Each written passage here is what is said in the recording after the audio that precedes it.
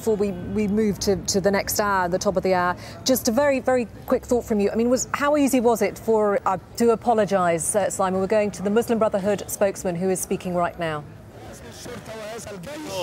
Simply for the reason that the armed forces and the police have lost legitimacy. They have lost their human values and ethical and professional values. Any officer or soldier in the armed forces or police must take off the uniform and go back to his home. He cannot accept to be a tool to kill his fellow Egyptians. I appeal to all the Egyptian citizens not to join us here in the squares, no, but to show some solidarity. Our fellow brothers have been slaughtered. The blood of the Egyptians have become cheap.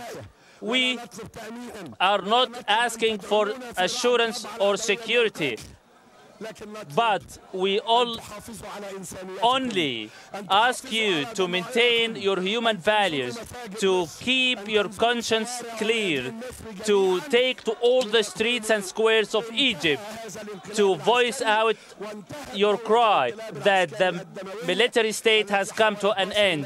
The bloody coup must come to an end. I swear to Almighty God, if you remain at home, that Abdel Fattah al-Sisi will turn Egypt into another Syria. Abdel Fattah al-Sisi will turn Egypt into a civil war. Now you must take to the street to clearly declare that the military coup has come to an end and the role of the military machine has come to an end. An institution that is killing its people cannot deserve to remain in power. I address the world conscience, the international organizations, the international community, the human rights organizations, and the EU delegations who have been here among us in Rabaa al-Adawiyya and have clearly established that we are all peaceful demonstrators,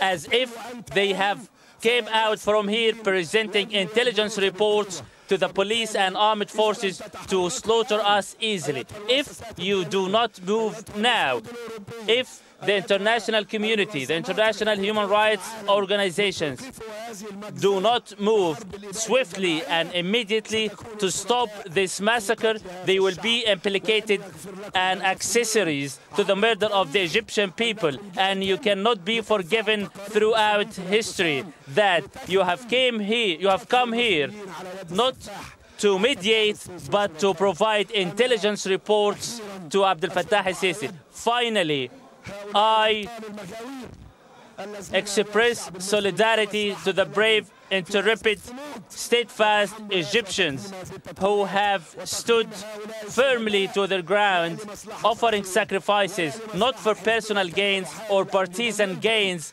as falsely depicted by Abdel Fattah al-Sisi and his collaborators.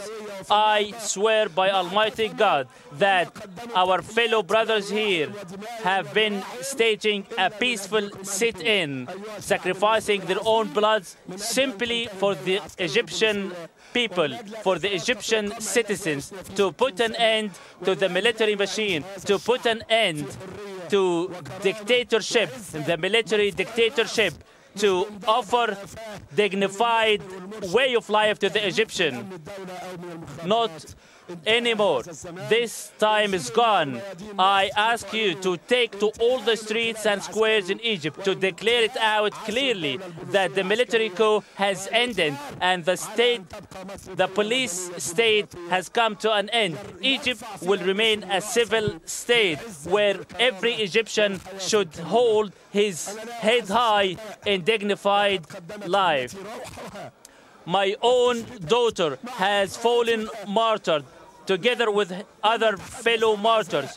I am not here to eulogize her, yet we, like many others here, are offering sacrifices, not for personal gains or partisans' benefits, only for the cause of God.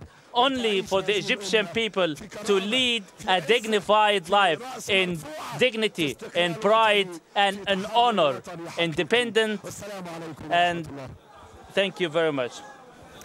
So that was Mohamed al-Beltagy. He's a senior Muslim Brotherhood figure speaking live there to his supporters. He, of course, his daughter, we understand, it has been confirmed that his 17-year-old daughter has been killed while protesting at Rabba Mosque in Nasser City.